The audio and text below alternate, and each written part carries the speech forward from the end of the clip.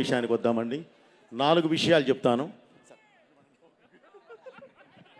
మీకు ఒక చిన్న ఆర్టిస్ట్ని ఓన్లీ 30 సెకండ్స్ ఒక ఆర్టిస్ట్ని పరిచయం చేసి నేను మాట్లాడడం స్టార్ట్ చేస్తాను. నాన్నరా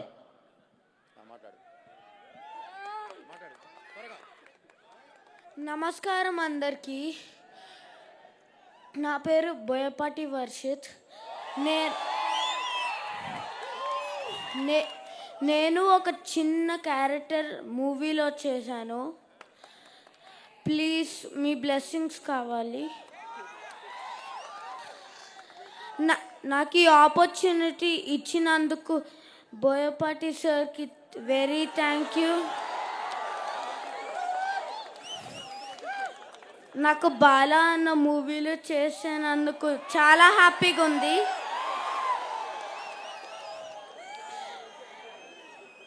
జై బాలయ్య. డాడీ ఇంకేమైనా చెప్పాలా? ఇంకేంటి చెప్పాను, నన్ను అడుగుతాను, నేను ప్రిపేర్ చేయించినట్టు. ఓకే, ఇప్పుడు వాడు నా చిన్న కొడుకు అండి. ఇందులో ఒక చిన్న క్యారెక్టర్ చేశాడు. ఇక్కడికి వచ్చిన వాళ్ళంతా హార్ట్ఫుల్గా వచ్చారా. అన్నీ ఏది భరించడానికైనా వచ్చి నిలబడిన వ్యక్తులు అంటే హార్ట్ఫుల్గా ఉన్నవాళ్ళు. వాళ్ళ బ్లెస్సింగ్స్ తీసుకున్నానా అని చెప్పి నేనే చెప్పాను. Okay, thank you. Me blessings కావాలి.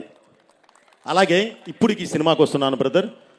2 విషయాలు చెప్తాను, ఎందుకంటే అయిపోయింది. అందరి గురించి మాట్లాడాను. మా క్యారెక్టర్ ఆర్టిస్టులు అందరూ ఇక్కడ ఉన్నారు. అందరికీ నాకు కృతజ్ఞతలమా. ఎప్పుడు మీరు మా సినిమాలు మీరు చేస్తూనే ఉండాలి. Bhadranna, thank you very much. Okay, అలాగే మా హీరోయిన్ అందరూ రెడీ.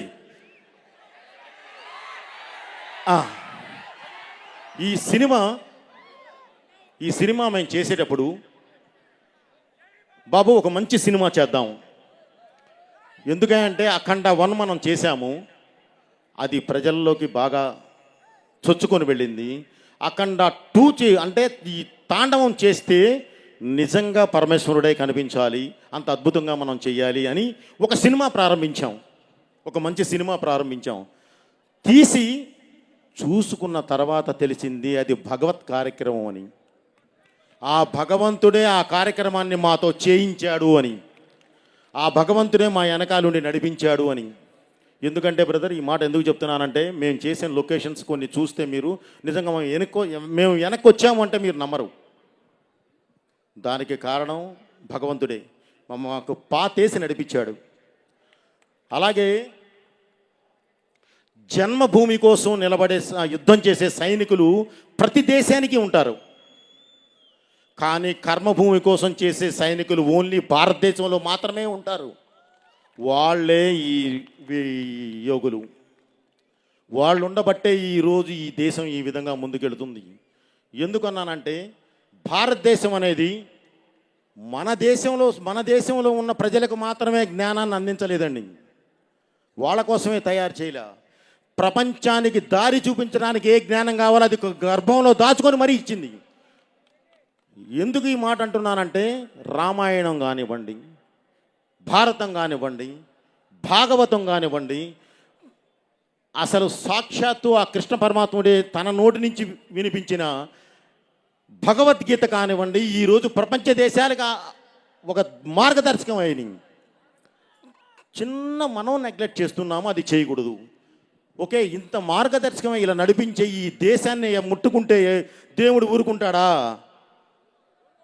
ఊరుకోడు కదా. మృత్యుంజయుడైన ఆ దేవుడే మృత్యువై మీద పడి యుద్ధం చేస్తాడు. ఆ మృత్యువుకి రూపం అద్దితే అతనే అఖండ. అతను చేసే తాండవమే అఖండ తాండవం. అలాగే ఈ మధ్యకాలమే మనం అందరూ ఇది వినిన తర్వాత నిలబడి క్లాప్స్ కొట్టాల్సిన ఒక విషయం ఏంటంటే, నిజంగా మనస్ఫూర్తిగా మనం క్లాప్స్ కొట్టాల్సిన విషయం అది ఏంటంటే, దీనికన్నా ముందే ఇప్పుడు నేను చెప్పిన సిచ్యువేషన్ మాది జరిగేటప్పుడే, క్లైమాక్స్ బ్యాలెన్స్ ఉన్నప్పుడే ఒక ఇన్సిడెంట్ జరిగింది కాశ్మీర్లో. మీ అందరికీ తెలుసు, ఇందాక చెప్పారు గంగాధర శాస్త్రి గారు. పహల్గామ్లో ఒక దాడి జరిగి మన ఆడబిడ్డ నుదురి మీద ఉన్న సింధూరాన్ని ముట్టుకుంటే ఆపరేషన్ సింధూర్ అని ప్రారంభించి, భారతదేశం అంటేనే యుద్ధం అనే మాట, యుద్ధం అనేది అసలు మాట వచ్చిందే సృష్టించిందే భారతదేశం.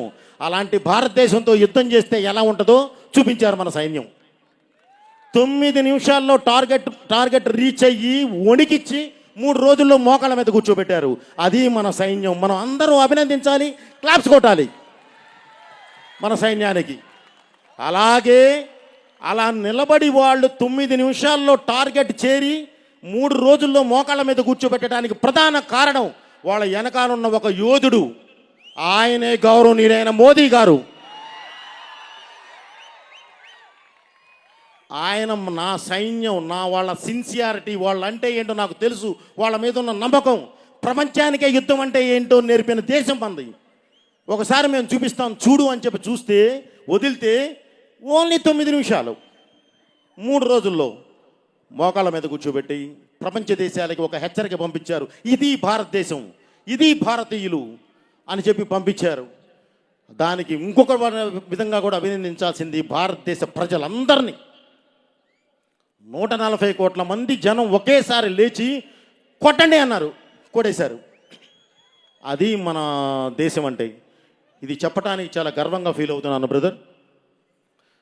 వాళ్ళని మనస్ఫూర్తిగా అభినందిస్తూ ఈ సినిమాని మీరు డిసెంబర్ 5 థియేటర్లో చూస్తారు. ఈ సినిమా గురించి ఇంకొక మాట చెప్పాల్సింది, ఈ పరిశ్రమ ఒక్కరిది కాదు, అందరితో కూడుకున్నది. ఇక్కడ ఈ పరిశ్రమకి కులాలు లేవు, మతాలు లేవు, భేదాలు లేవు, ఏవి ఉండవు. ఉండేదల్లా ఒకటే, మేము ప్రజల్ని ఎంటర్టైన్ చేయాలి, వాళ్ళకు మంచి చెప్పడానికి ప్రయత్నించాలి. ఇదే సినిమా అంటే. సినిమా గెలవాలి. డిసెంబర్ 5 మన సినిమా రిలీజ్ అవుతుంది. 100కి 100% మనం సక్సెస్ అవ్వాలి. అలాగే మనకన్నా ముందు ఓజీ అని ఒక సినిమా రిలీజ్ అయింది, పవన్ కళ్యాణ్ గారిది. రిలీజ్ అయ్యి చక్కగా సినిమా విజయం సాధించింది, మనం అభినందించాలి. ఈరోజు మనం రిలీజ్ అవుతున్నాం, రేపు 5వ తారీఖు మనము సక్సెస్ కొట్టాలి, మనము విజయం సాధించాలి, అద్భుతమైన స్థాయిలో ఉండాలి. రేపు జనవరికి ఇంకా పెద్ద సినిమాలు వస్తున్నాయి. రాజా సాబ్, ఆ సినిమా కూడా సక్సెస్ కొట్టాలి, సినిమా గెలవాలి. ప్రభాస్ గారు అండ్ మారుతి సినిమా గెలవాలి. అలాగే దాని తర్వాత చిరంజీవి గారి సినిమా వస్తుంది, ఆ సినిమా కూడా సక్సెస్ కొట్టాలి, వాళ్ళు అద్భుతంగా నిలబడాలి. ఇలా పరిశ్రమ బాగుండాలి, 10 మంది బాగుండాలి, అప్పుడే అందరూ బాగుంటారు. ఓకే బ్రదర్, ఇది ప్రతి ఒక్కరూ మనసులో పెట్టుకొని చక్కగా డిసెంబర్ 5 సినిమా చూడండి. అన్ని సినిమాలను ఆదరించండి. మంచి అనుకున్న ప్రతిదానికి మీ ఆశీర్వాదం ఉండాలని మనస్ఫూర్తిగా కోరుకుంటూ, డిసెంబర్ 5 రిలీజ్ అవుతుంది. ఈరోజే సెన్సార్ కూడా పూర్తయింది. అబ్రాడ్లో ఉన్న తెలుగు ప్రేక్షకులు మొత్తం, అది అమెరికా అవనివ్వండి, యూకే అవనివ్వండి, ఆస్ట్రేలియా అవనండి, ఏదైనా కానివ్వండి, అది దుబాయ్ అవనివ్వండి, ఎక్కడన్నా అరబ్ ఎమిరేట్స్ ఏదైనా కానీ, బ్రదర్ మీరందరూ ఈ కార్యక్రమం చూస్తూ ఉన్నారు.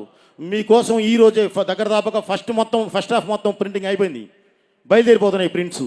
ఓకే, రేపే సెకండ్ హాఫ్ ప్రారంభిస్తున్నాం. 30th కల్లా మొత్తం ఫినిష్ వచ్చేస్తున్నాయి మీ దగ్గరికి. ఓకే, మీరు ఎక్కడున్నా సరే ఆనందంగా సినిమా చూడండి. మీ నుంచి మేము ఆ రిపోర్టు వినాలి. Okay, thank you. అమెరికాలో ఉన్న ప్రేక్షకులకి, యూకేలో ఉన్న వాళ్ళు, మన ఆస్ట్రేలియాలో ఉన్న ప్రేక్షకులందరికీ కూడా నా కృతజ్ఞతలు తెలియజేస్తూ, మీ అందరికి కూడా పేరు పేరున ప్రతి ఒక్కళ్ళకి ఎవరినన్నా నేను మర్చిపోతే నన్ను క్షమించమని తెలియజేసుకుంటూ, థ్యాంక్ యూ వెరీ మచ్. మీ బోయపాటి శ్రీను, బాలయ్య గారు మాట్లాడాలని కోరుకుంటున్నాను.